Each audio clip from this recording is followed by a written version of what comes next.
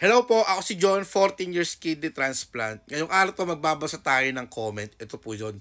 Longer life? Hindi totoo yan. Sabi nung nephrologist sa Kidney Center, Quezon City, nung i-transplant ng tita ko, 19 years daw lifespan ng kidney transplant. In fact, namatay ng lahat ng mga... Wait, di ko nabasa. Anyway, paano ko ba sabihin to?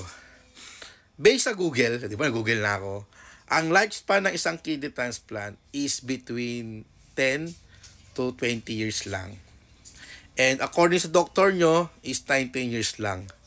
Well, wala naman siguro masama kung maniniwala tayo doon. Kasi based sa Google, based sa doktor nyo, study po nila yan.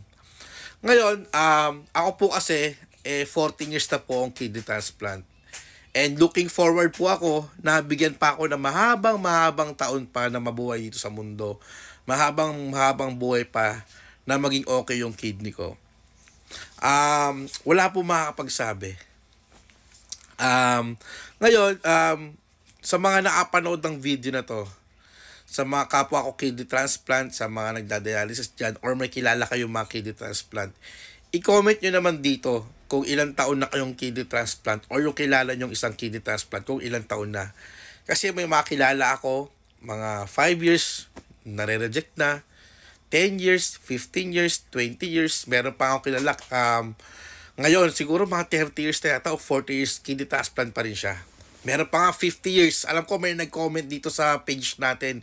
40 ba or 50 years na siyang kidney transplant. Hindi ako gumagawa ng kwento. May mga ganun talagang kidney transplant. Ngayon, anong gusto kong sabihin dito sa video na to? Na wala po nakakaalam. Ang tanging nakakaalam lang po talaga niyan.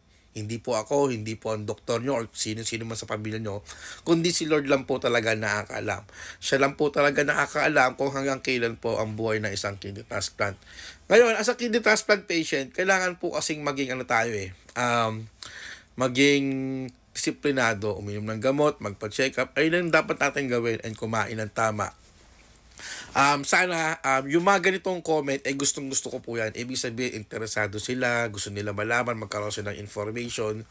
Kaya sana tulungan nyo ako na ma-prove natin sa nag-comment na may mga ganong kidney transplant na nabubuhay ng matagal after 19 years. May 20, may 30, may 40. Ngayon, para sa ganon, sa mga nagko-comment na yun, maging patunay na hindi lang po 19 years ang buhay ng isang kidney transplant. Tumatagal pa po. Gusto ko rin kasing maging awareness, gusto ko rin kasing maging point tong video na to para tawag nito na hindi mangamba yung mga CKD patient na gusto magpa-kidney transplant, yung mga nagda-dialysis na gusto magpa-kidney transplant, para maunawaan nila talaga kung ano ba talaga ang kidney transplant at kung gaano pa talaga tinatagal. Tulungan natin sila, bigyan natin sila ng knowledge about dito. Ngayon, may mga magsasabi dyan, hindi naman kayo doktor, wala naman kayo, mga pasyente lang naman kayo. Totoo yun, mga pasyente naman talaga kami. Gusto lang namin i-share sa inyo yung buhay namin bilang kidney transplant. Ako, as a 14 years kidney transplant, marami na ako naikwento sa inyo eh. Sobrang dami na. And marami pa po akong ikwento sa inyo. Kahit pa ulit-ulit tayo, paulit ko rin po sasagutin lahat ng mga tinatanong nyo. Sana tulungan nyo ako na i-prove dito sa nag-comment kung gaano talaga katagal ang isang kidney transplant. Sana mag-comment dito yung matagal na, yung mga 40 years. May makilala ko ng 50 years. Alam ko may nag-comment sa atin dito. Sana mapanood nyo itong video na to and i-share nyo rin po sa mga kilala nyo ng mga kidney transplant. Tulungan natin sila. Yun lang po, ingat po palagi and God bless po sa ating lahat. Kung nasan man tayo, mas importante pa rin ang kalusugan natin.